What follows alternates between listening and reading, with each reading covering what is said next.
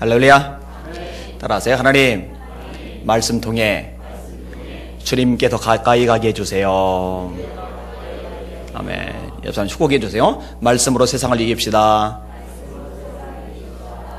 아멘. 성경은 감사에 대해서 굉장히 많이 강조를 하죠. 여러분, 예배를 드릴 때 감사는 필수 항목입니다. 여러분, 예배 드릴 때 감사로 예배 드리세요? 감사로 예배 드리는 자가 하나님을 영화롭게 하나니 그 행위를 옳게 하는 자에게 내가 하나님의 구원을 보이리라. 감사로 예배를 드리는 자가 하나님을 영화롭게 하나니, 그러니까 예배에서 감사가 빠지면은 하나님께 영광 돌릴 수가 없는 거예요. 이게 모여서 예배 드릴 때마다 여러분 속에 감사가 가득하시길 바랍니다. 감사의 고백들이 나올 수 있기를 주님의 이름으로 축원합니다. 또 기도를 드릴 때 이 기도 속에도 감사가 들어가야 됩니다. 아무것도 염려하지 말고 오직 모든 일에 기도와 간구로 너희 구할 것을 감사함으로 하나님께 아뢰라. 그리하면, 기도하는데 그냥 기도하지 않고 감사함으로 기도를 하면, 그렇게 하면 모든 지각에 뛰어난 하나님의 평강이 그리스도 예수 안에서 너희 마음과 생각을 지키시리라. 여러분, 하나님의 평강이 여러분의 생각을 지켜주면 이보다 큰 복은 없는 거예요. 골머리 앓을 필요 없죠. 끙끙거릴 필요 없죠. 막 어떻게 하나님의 평강이 생각을 지켜주는데 어떻게 뭘 이래요. 하나님의 평강이 여러분의 마음을 지켜주면은요, 담대한 거예요. 절망과 좌절이, 근심이, 눈물이, 탄식이, 우울함이 떠나가는 거예요. 하나님의 평강이 마음이 없으니까 맨날 쪼그라들어가지고 막 깜깜하고 답답하고 속상하고 막 눌리고 막 이러죠.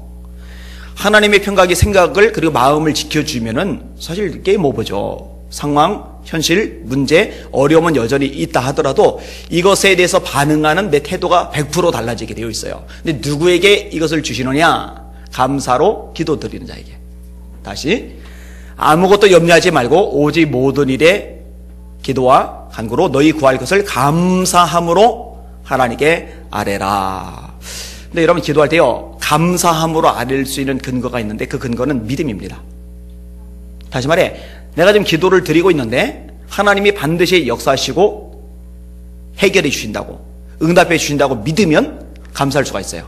근데 안 믿어지니까 불안한 거예요. 안 믿어지니까 속상한 거예요. 안 믿어지니까 답답한 거예요. 안 믿어지니까 속이 부글부글하는 거예요. 안 믿어지니까 맥이 빠지는 거예요. 여러분, 기도 응답에 있어서 믿음은 필수 항목인 거 아시죠?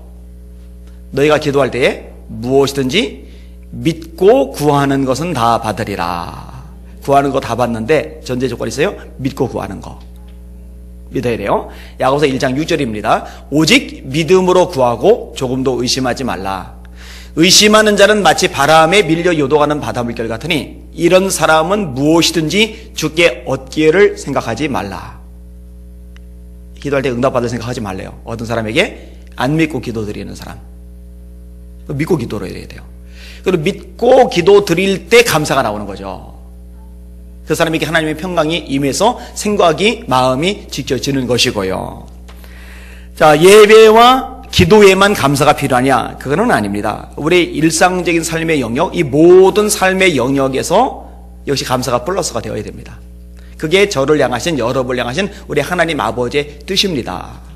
항상 하세요. 항상, 아니, 여러분 하시라고요. 뒤에 거. 항상 쉬지 말고 범사에, 항상 기뻐하라. 쉬지 말고 기도하라.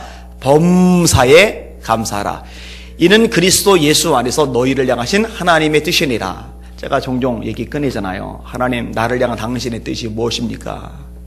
그 뜻을 보여주시옵소서. 그 뜻을 계시하여 주시옵소서. 그 뜻을 제게 알려주셔서 그 뜻을 향해 다름질하게 하여 주옵소서. 맨날 그 기도하면서요, 명확하게 드러난 하나님의 뜻은 안 따라가요. 그럼 뭐로 그 기도를 해요?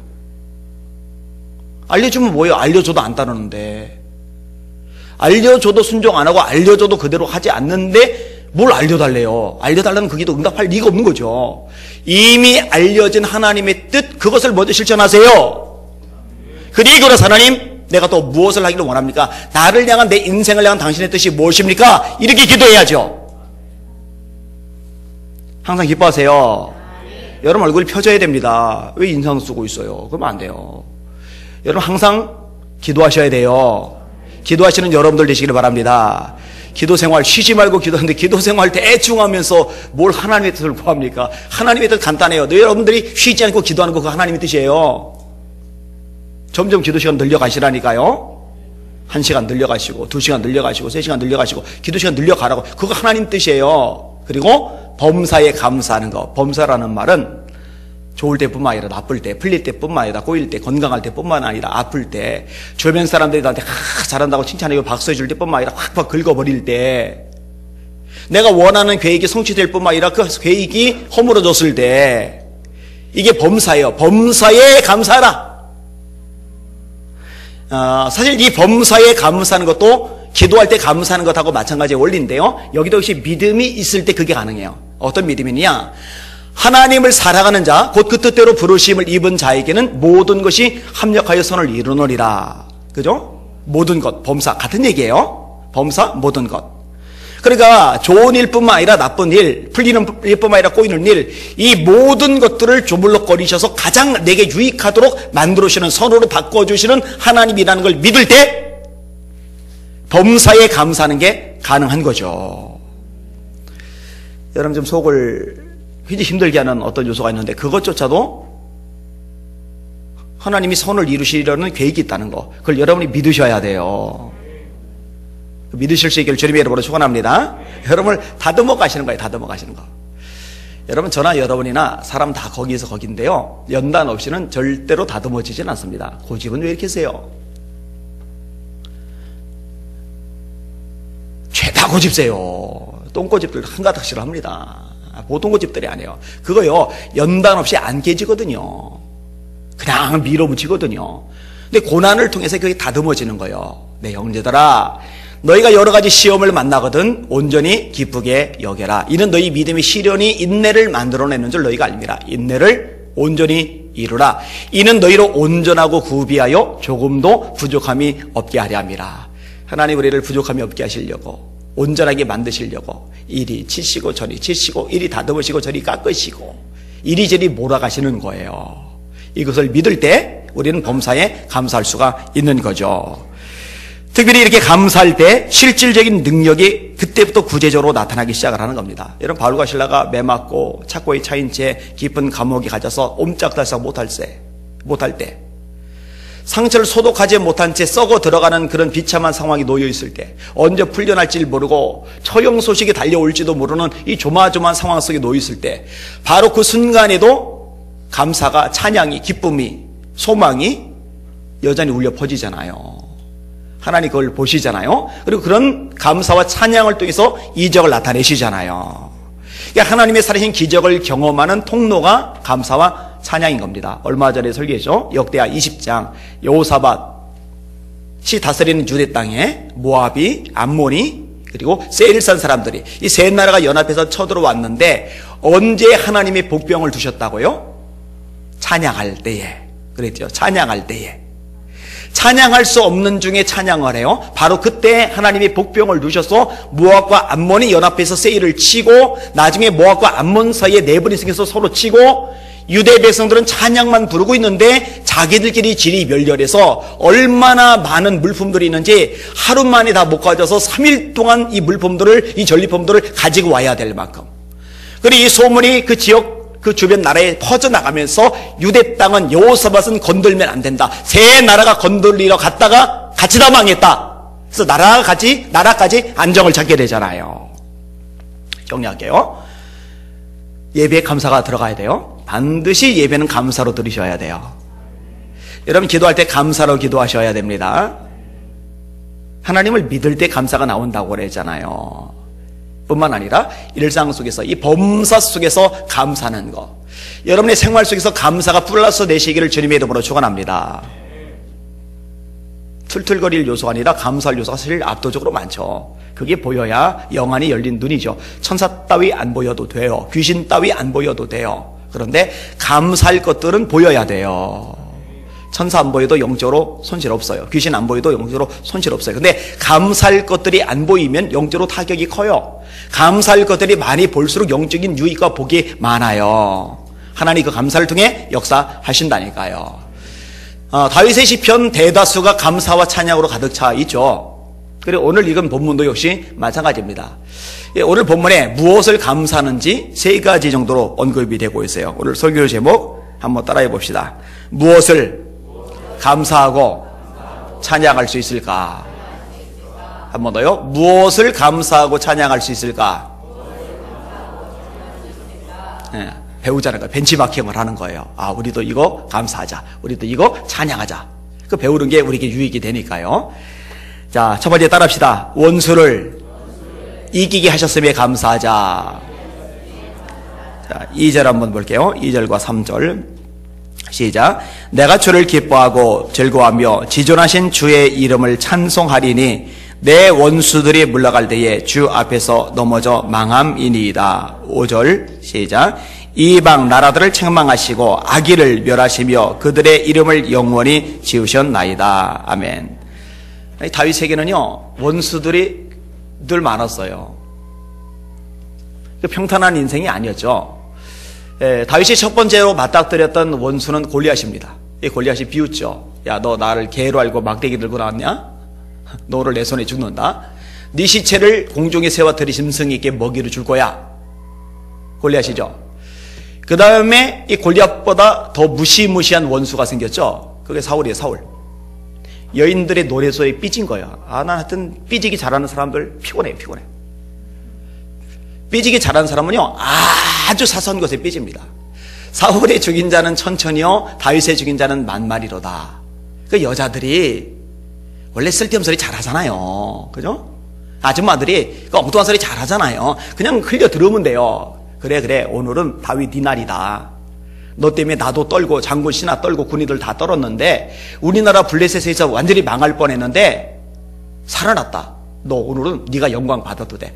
그래봐야 너는 내 백성, 너는 내 신 아니냐. 그래, 뭐 가지고 그럴 수 있지. 그래 이래도 되는데 이 여자들 봐라. 왕이 나한테는 천천 돌리고 다윗에게는 만만 돌려? 그리고 자기 신하 자기 백성을 경쟁자 라이벌로 의식하는 거예요. 이런 바보 천치가 어디 있어요? 이 속이 좁아서 그래요. 속이 좁으니까 맨날 삐지는 거예요. 그래서 나중에는요, 다윗을 죽이려고 드는 거예요. 단창을 집어던져요. 단창을. 다윗 입장에서 와, 세상에 이렇게 나쁜 인간이 어디 있어요? 이 사울 원수입니다. 사울만 원수예요. 나중에 왕이 되고 나서도 얼마나 국제 정세가 복잡했어요. 아람이, 암몬이, 모압이, 에돔이, 블레셋이 끝없이 시시탐탐 이스라엘을 노리는 거예요. 그런데 여러분, 하나님이 원수들을 다 이기게 하셨죠? 하나님은 이기게 하실 능력이 있으시죠? 대답 좀 시원하게 해봐요. 능력 없으세요, 하나님? 하나님이 원수를 이기게 하실 능력 가지고 계시죠? 골리앗 이기게 하시잖아요. 다윗이 이긴 게 아니라 하나님이 이기게 하신 거예요. 다윗이 사울을 이긴 게 아니라 사울이 다윗 앞에 무릎 꿇도록 하나님이 역사하신 거예요. 나라들도 마찬가지죠. 다윗이 어디로 가든지 여호와께서 이기게 하시니라. 다윗이 이겼더라가 아니에요.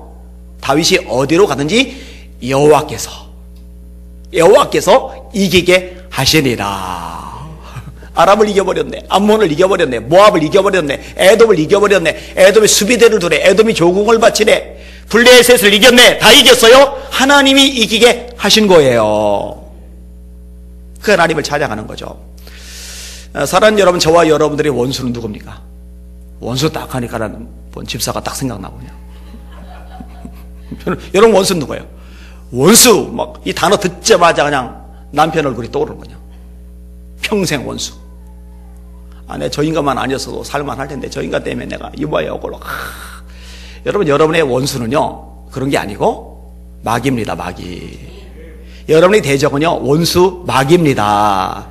에베소 6장이 말씀하죠. 우리의 씨름은 혈과 육을 상대하는 것이 아니요 정사와 권세와 이 어둠의 세상 주관자들과 하늘에 있는 악의 영들을 상대함이라.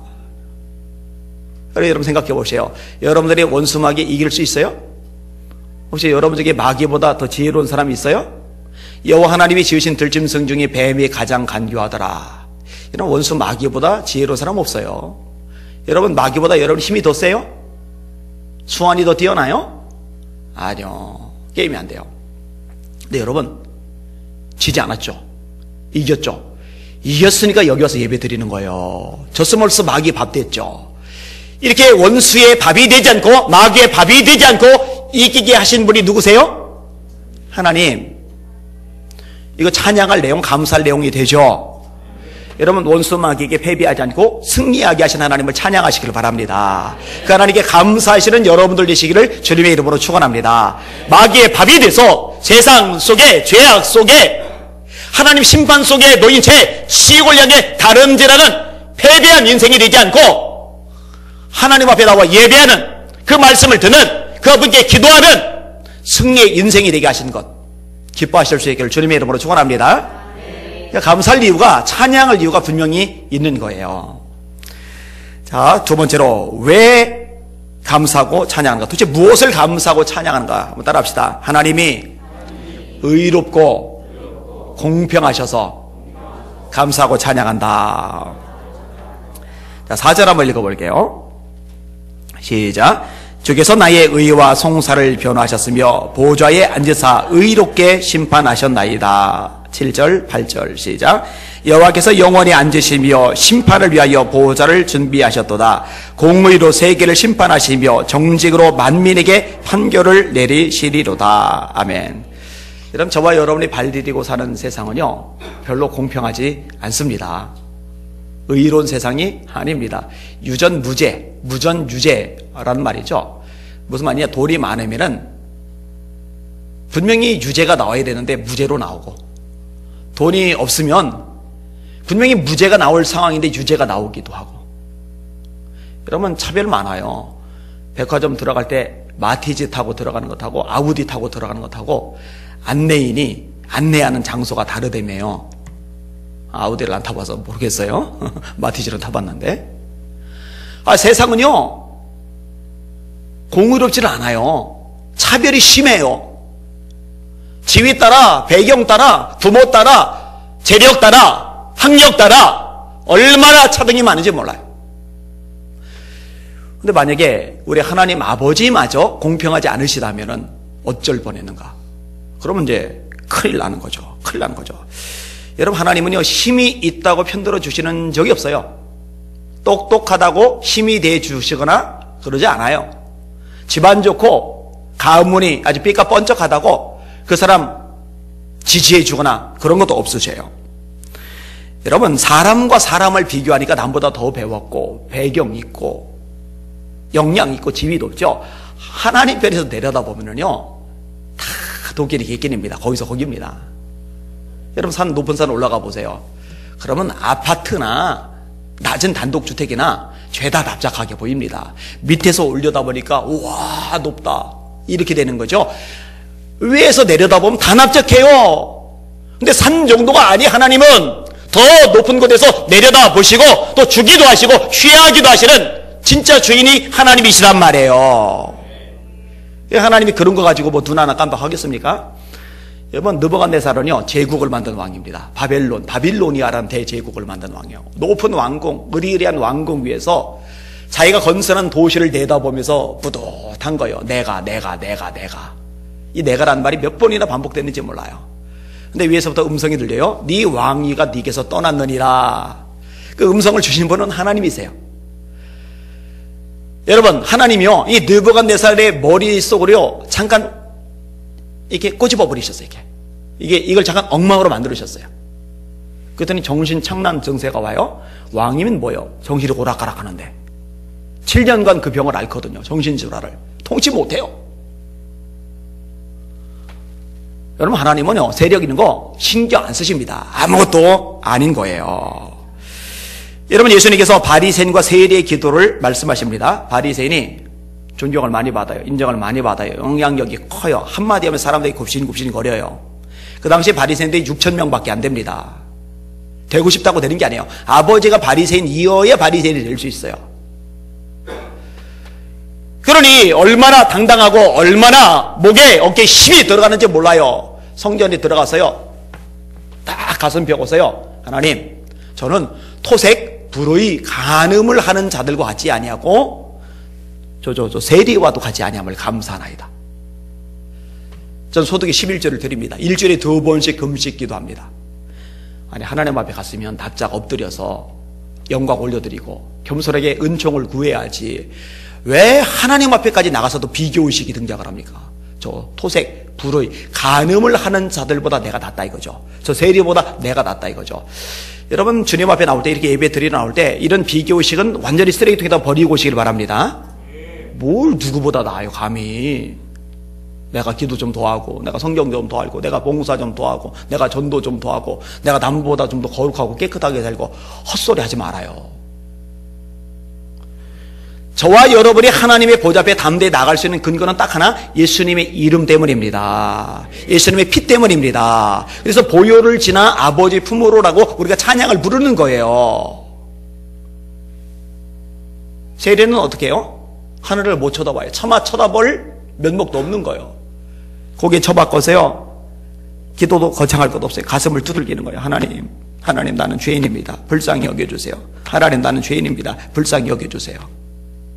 예수님 결론을 내리세요. 세리가 바리새인보다 하나님께 더 의롭다함을 얻었대요. 여러분 이거는 인간 세상에서는요 불가능한 판단 방식입니다. 인간 세상에서는 이런 판단 방식이 절대로 나올 수 없어요. 비교가 안 돼요. 생활도 엉망이고 예배 생활도 깨졌고 수많은 문제를 안고 있는 사람이 어떻게 예배 한 번도 안 빠지고 11조 생활 다 하고 감사헌금 생활 다 하고 기도 생활 다 하고 때로 금식까지 하고 완벽하게 말씀대로 살다고 철두철미하게 산다고 발버둥 치고 이런 사람보다 나을 수가 있겠어요. 근데 하나님은요 중심을 보시는 거예요. 중심을요. 영혼 깊은 곳을 들여다보시는 거예요. 아무리 남들 보기에 아무리 사람들 보기에 아무리 내가 날 보기에 그럴듯해 보여도 이게 자기 의라면 공로의식이라면 자기 과시라면 사실은 하나님과 상관없다는 거. 하나님은 들여다보시지요. 사람은 그걸 못 보니까 우러러보는 거고. 우리 하나님이 공의로우실 수 있는 근거는요 중심을 보시고 내면을 읽으시기 때문에 가능한 거죠. 외형적인 것에 스펙 따위에 하나님이 속지 않으시는 겁니다. 저는요 하나님이 공의로우신 분이라는 것에 대해서 정말 감사함을 느낍니다. 제 얘기는 많이 들었잖아요. 저는 가난했고 몸도 불구자였고 학교도 1년 꿇었고 성격도 내성적이라서 어울리지도 못해서 오랜 세월 앙따 비슷하게 지냈고 그죠? 오늘 기독일보 기자님이었어요. 합동 측 신문 기자신데 이번에 저를 보더니 막 반가워서 어쩔 줄을 몰라요. 저를 만나러 오는데 기뻐가지고 막 어쩔 줄 몰랐대요. 같이 마주 앉아서 밥을 먹는데 떨린대요. 막 떨린대요. 연인도 아닌데 왜 떨리는지 저는 잘 모르겠어요. 근데 얘기를 나눈 중에 이런 얘기가 나왔어요. 목사님, 제가 안 목사님 글을 많이 읽었는데요. 특별히 한 가지 글이 마음에 굉장히 와닿았어요. 이 뭔데요? 그랬더니 목사님 예전에 왕따셨다면서요. 성격이 내성적이라 못 어울리셨다면서요. 제가 그랬거든요. 그러니까 그게 와닿았던 거예요. 그죠? 자, 가난, 불고, 좋지 않은 집안, 유급, 왕따 이런 것들로 하나님이 저를 평가하시고 쓸지 말지 결정하셨다면 저는 낙제, 광, 아니야 너는 별 영향가가 없다 이랬었을 텐데 제가 하나는 괜찮았거든요. 정말 하나님 많이 찾았어요. 중학교 3년 매일 교회 갔잖아요. 하나님께 날마다 울었잖아요. 3년 내내 울었잖아요. 기도하고 일어나면 앉은 자리가 물이 고여있을 만큼 그렇게 많이 울었어요. 울고 또 울었어요. 근데 하나님이 그 눈물을, 그 마음을, 그 중심을 보셨어요. 하나님께는 그런 게 문제가 안 되는 거예요. 안 되는 거예요. 여러분 세례와는요 광야 생활을 했죠. 음식은 메뚜기와 석청이었습니다. 옷은요 천연 낙타 가죽 거칠거칠한 것. 이스라엘에 나타나는 날까지 빈들이 있으니라. 청소년 때 청년 때 문화생활을 제대로 못 해봤어요. 여자친구 한 명 사귄 적이 없어요. 애인 당연히 없죠. 결혼 당연히 못했죠. 후세 당연히 못 남겼죠. 권력자의 눈밖에 났죠. 비참하게 여인의 모함 때문에 목이 잘려서 이 목이 접시에 놀려서 헤롯 왕에게 바쳐졌죠. 인간적으로 보면 비참한 인생이죠. 요절한 거죠. 30 초반의 나이에 누릴 거 하나도 못 누려보고 녹차라떼 커피 이름을 꺼내내지 이름이 생각이 안 나네. 엑스프레소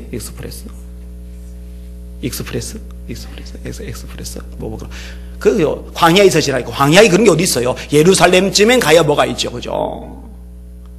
근데 예수님은 말씀하세요. 여자가 낳은 자 중에 세례 요한보다 큰 이가 없다. 아주 정확하게 공평하게 보시는 거죠. 저는 이런 하나님이 계셔서 정말 다행이라고 생각을 해요. 이건 우리가 찬양할 이유가 됩니다. 우리가 감사할 이유가 됩니다. 시편 116편에도 이런 고백이 나오죠. 자, 마지막 하나만 더 생각을 해볼게요. 따라합시다. 도움이 되어주시는 하나님에게 감사와 찬양을 드릴 수 있다. 자, 9절과 10절을 같이 읽어볼게요. 시작. 여호와는 압제를 당하는 자의 요새이시요 환난 때의 요새이시로다. 여호와여, 주의 이름을 아는 자는 주를 의지하오리니 이는 주를 찾는 자들을 버리지 아니하심이니이다. 12절 시작. 피 흘림을 신문하시는 이가 그들을 기억하시며 가난한 자의 부르짖음을 잊지 아니하시도다. 아멘. 여러분, 하나님을 의지하는 게 복입니다. 여러분들은 사람 의지하지 마시고 하나님을 의지하시길 바랍니다. 돈 의지하지 마시고 하나님을 의지하시길 바랍니다. 여러분의 능력, 여러분의 지혜를 의지하지 마시고 하나님을 의지하시기를 주님의 이름으로 축원합니다. 사실요, 다윗보다 나은 조건을 가진 사람은 많아요. 그런데요, 아무리 찾아봐도요, 다윗만큼 하나님을 의지하고 또 의지하고 또 의지하는 사람을 찾기는 쉽지가 않아요. 읽어보세요, 성경을요. 도대체 이 인간은요, 하나님이 빠지면 진짜 껍데기뿐인 그런 존재예요. 얼마나 하나님을 의지하는지 몰라요. 그러니 사도행전 13장에 이렇게 묘사가 나오는 거죠. 이세 아들 다윗을 보니 내 마음에 합한 사람이라. 내 뜻을 다 이루게 하리라. 하나님 마음에 합한 사람, 하나님 마음에 쏙 드는 사람, 하나님 마음에 쏙 드는 사람. 이러면 얼마나 좋을까? 여호와의 눈은 온 땅을 두루 감찰하사 자기에게 전심으로 향하는 자를 위하여 능력을 베푸시나니. 하나님을 향하는데 하나님 보다가 한눈 팔고 하나님 보다가 또 한눈 팔고가 아니라 전심으로 하나님을 향하는 자를 위하여 능력을 베푸시나니. 보통 대다수 사람들은요, 하나님만 바라보질 못해요. 눈이 옆으로 째졌잖아요. 잘 돌아가요, 이게요. 한눈 엄청 잘 팝니다. 근데 다윗이 그러질 않은 거예요. 고백 속에 또 줄줄이 나요. 하나님, 당신은 압제당하는 자의 산성입니다. 환난 때의 산성입니다. 다시 한번 다른 곳에 피할 마음이 없어요. 저는 하나님께 피합니다. 산성 대신 하나님만이 저희 도피처가 되십니다. 나를 안전하게 보호해 주시는 유일한 분 하나님 분이십니다. 그렇게 고백을 하는 거죠. 숨을 곳을 잘 알아요. 여러분, 총을 막 쏘는데 콘크리트 벽 뒤에 숨으면 괜찮잖아. 근데 총을 막 쏘는데 유리창 뒤에 숨어 있어요. 유리창하고 같이 깨지죠, 사람이요. 여러분, 다른 모든 것들은 이 유리와 마찬가지예요. 그런데 우리 하나님은 콘크리트보다 훨씬 강하십니다. 하나님을 의지할 때 하나님이 도우시고 이 도우심을 경험할 때 감사와 찬양이 또 나오는 거죠. 이 선순환의 구조로 연결이 되어지는 거예요. 여러분, 예레미야 17장에 재미난 말씀이 있어요. 여호와께서 이와 같이 말씀하시니라. 무릇 사람을 믿으며 육신으로 권력을 삼고 마음이 여호와에게서 떠난 그 사람은 저주를 받을 것이라. 여러분, 하나님은 사람을 의지하는 것에 대해서 알레르기 반응을 일으키세요. 도울 힘이 없는 인생들을 의지하지 말라. 그의 호흡이 끊어지면 그 도모가 당일에 소멸하리로다. 이거 시편 116편 말씀이죠. 그 사람은 저주를 받을 것이라. 그는 사막의 떨기나무 같아서 좋은 일이 오는 것을 보지 못하고. 좋은 일이 오는 거 못 본대요. 사람 통해서 뭔가 하려고 하는 거. 광야, 간주한 곳, 건건한 땅, 사람이 살지 않는 땅에 살리라. 그러나 무릇 여호와를 의지하며 여호와를 의뢰하는 자는, 의뢰하는 그 사람은 복을 받을 것이라. 그는 물가에 심어진 나무가 그 뿌리를 강변에 뻗치고 더위가 올지라도 두려워하지 아니하며 그 잎이 청정하며 가뭄 은혜도 걱정이 없고 결실이 그치지 아니함 같으리라. 외우는 구절인데 틀릴까봐 일단 보고 읽었어요. 하나님을 바라보고 의지하는 사람 도와주시죠. 그 도움을 받은 사람이 감사하고 찬양한다고, 이게 선순환 구절하고 말씀을 드렸죠. 그 하나님의 도우심을 경험하는 저와 여러분들 되시기를 주님의 이름으로 축원합니다. 이걸 경험하셔야 돼요. 이걸 누리셔야 돼요. 따라서요. 너희가 얻지 못하면 구하지 아니하며 구하여도 얻지 못하면 정욕으로 쓰려고 잘못 구함이리라. 왜 얻지 못할까? 구하지 않으니까. 목사님 저는 구하는데요. 구하는데 왜 얻지 못할까? 정욕으로 쓰려고 잘못 구하니까. 하나님의 이름, 하나님의 영광을 위해서 구해야 되는데 그 속을 가만히 파헤쳐서 들여다보면은 사실은 자기 욕심, 자기 야망, 자기 안락하고 보장된 삶, 거기에 귀결대가 많거든요. 하나님의 영광을 위해서 구하시는 여러분이 되셔야 합니다. 그죠? 여러분, 하나님의 도우심을 경험하는 거, 이게 얼마나 큰 복입니까? 한번 인용했던 분인데 강영호 박사님 들어보셨죠? 강영호 박사님, 이분이 1944년생입니다. 경기도 양평군에서 태어납니다. 중학교 재직 중에 축구공에 눈을 맞았는데, 여러분 축구공에 눈 맞을 일이 있잖아요. 저도 눈 맞은 적 있으니까. 뭐 축구공에만 맞습니까? 야구공에도 맞을 수도 있잖아요. 그죠? 근데 축구공에 눈 맞는다고 다 속용되는 건 아니죠. 근데 축구공에 눈을 맞았는데 실명을 해버린 거예요. 두 눈이 다 멀어버린 거예요. 여러분, 인간적으로 보면 진짜 재수없는 거죠. 그리고 눈까지 멀었는데 부모의 보살핌이 정말 절박한 상황에서 부모님이 차례차례 다 돌아가셨어요. 그러니까 속용된 상태로 부모까지 다 사라져버린 거예요. 근데 여러분, 부모님은 돌아가시지만 하나님 아버지는 안 돌아가시거든요. 그죠? 하나님 아버지는 여전히 살아계시잖아요. 그죠? 마틴 루터가 종교개혁하다가 너무 낙심에 빠지니까 그 지혜로운 아내께서, 사모님께서 상복을 입고 통곡했다는 얘기 유명하잖아요. 많이 들었잖아요. 우니까 왜 우냐고. 하나님 돌아가셔서 지금 이렇게 상복 입고 우는 중이라고. 무슨 망측한 소리를 하냐고. 아니, 하나님이 안 돌아가셨다면 당신 왜 그러고 있냐고. 왜 그렇게 주저앉아 있고 낙심하고 있냐고. 이때 루터가 깊이 깨닫고서 다시 일어났대잖아요. 요게 이제 돕는 배필이죠. 돕는 배필. 이게 돕는 배필. 남편이 낙심 가운데 빠져있는데, 낙심 가운데 빠져있는 남편을 더 구렁텅이 밀어넣는 아내도 있는 반면에 일으켜주는 이 지혜로운 이 돕는 배필 같은 아내도 있는 거죠. 그죠?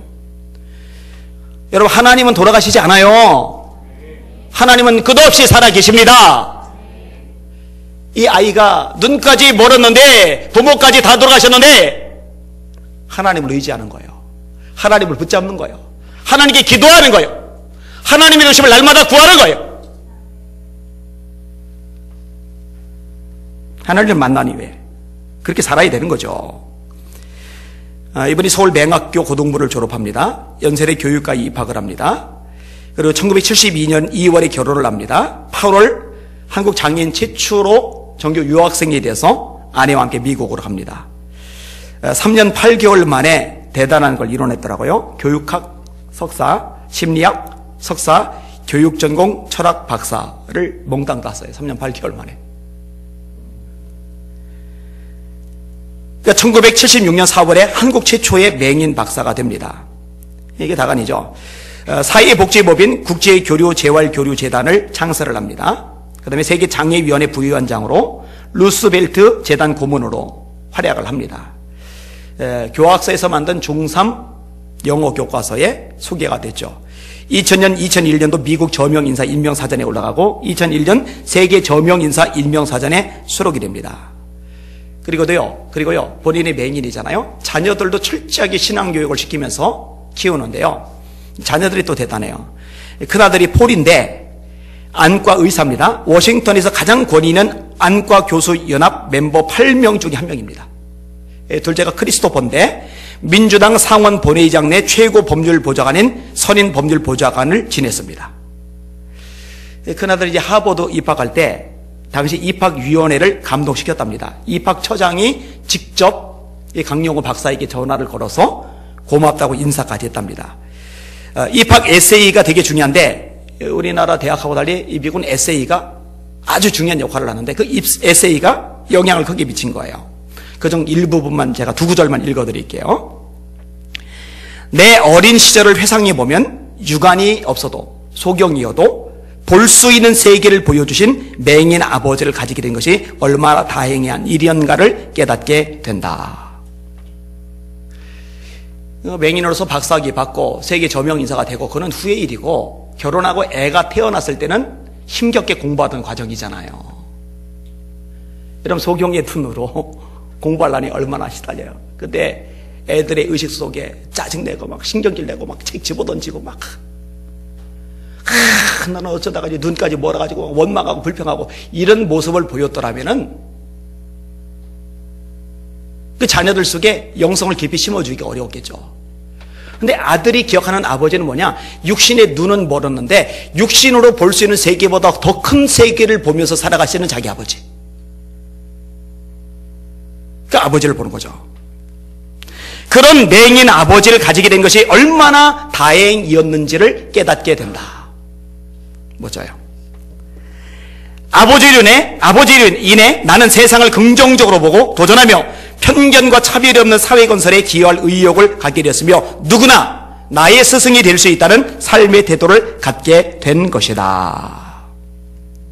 하나님만을 바라봤고 하나님의 도심을 입었고 하나님의 도심을 입으니 그것이 찬양과 감사의 제목으로 다시 나타나게 되고 이게 선순환 구조로 이어져 가는 거거든요.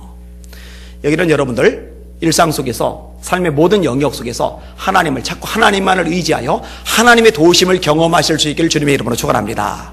이 도우심을 경험한 여러분의 삶의 과정이 또다시 감사와 찬양으로 연결되실 수 있기를 예수님의 이름으로 축원합니다. 자, 다윗이 감사하는 이유가 오늘 본문 세 가지로 나왔죠. 무엇을 감사하고 있어요? 첫 번째로 원수를 이기게 해주셨어요. 두 번째로 하나님이 공평하셔요. 세 번째로 하나님이 자신의 도움이 되셔요. 여러분 이거 우리에게 그대로 적용될 수 있어요. 하나님이 여러분을 하여금 원수마귀 이기게 하셨잖아요. 하나님 여러분에서 공평하시잖아요. 여러분 모자라다고 연약하다고 한심하다고 내치고 잘나고 똑똑한 사람들만 이쁘다고 도닥거리고 이런 하나님 아니잖아요. 여러분 너무너무 사랑하시잖아요. 너무 소중히 여기잖아요. 여러분 아끼시잖아요. 여러분 품어주시고 위로하시고 격려하시고 일으켜주시잖아요. 참 공평하신 하나님이시잖아요. 그 하나님 저와 여러분을 도와주셨죠. 에베네셀 사무엘의 고백만 아니라 저희의 고백 여러분의 고백이잖아요. 여기까지 도움의 돌이 되주셨다. 나를 붙잡아 주시고 인도해 주시고 함께해 주신 하나님, 동행해 주신 하나님 감사합니다. 하나님, 그 하나님을 찬양합니다. 이 찬양과 감사가 여러분 속에서도 샘솟도 솟아나실 수 있기를 예수님의 이름으로 축원합니다. 오늘 설교 제목 마지막 따라합시다. 무엇을 감사하고 찬양할 수 있을까? 딱 한 구절 읽고 끝낼게요. 1절 보세요. 1절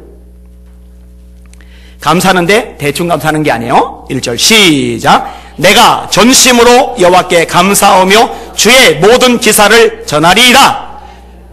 자, 감사하는데 어떻게 감사해요? 전심으로. 여러분 아까 우리 박전 선생님 따라 찬양 불렀는데 찬양할 때 대충 하지 말아요. 예? 전심으로 찬양합시다. 감사 대충 하지 마세요. 전심으로 감사합시다. 하나님이 여러분에게 행하신 일을 여러분도 세상 사람들에게 주변 사람에게 전하시는 그런 삶이 되시기를 예수님의 이름으로 축원합니다. 아멘. 기도합니다.